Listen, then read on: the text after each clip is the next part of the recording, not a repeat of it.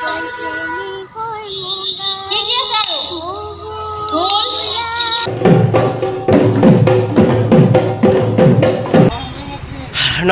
সকলোকে নমস্কাৰ জনাই আজিৰ ভিডিঅ'টো আৰম্ভ কৰিছোঁ।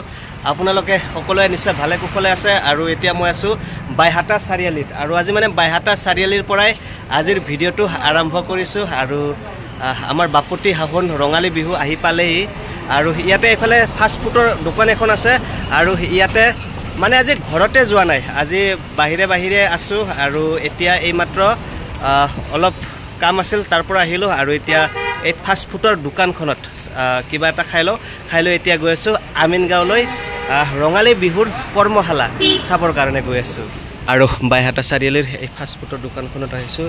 এইফালে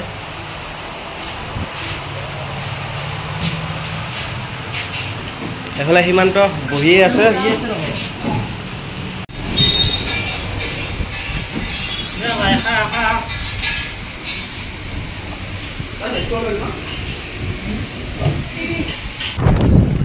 আৰু এতিয়া আমাৰ চাওমিন খোৱা হৈ গ'ল আৰু এতিয়া চিধাই গৈ আছোঁ আমিনগাঁৱলৈ, য'ত বিহুৰ কৰ্মশালা হৈ আছে।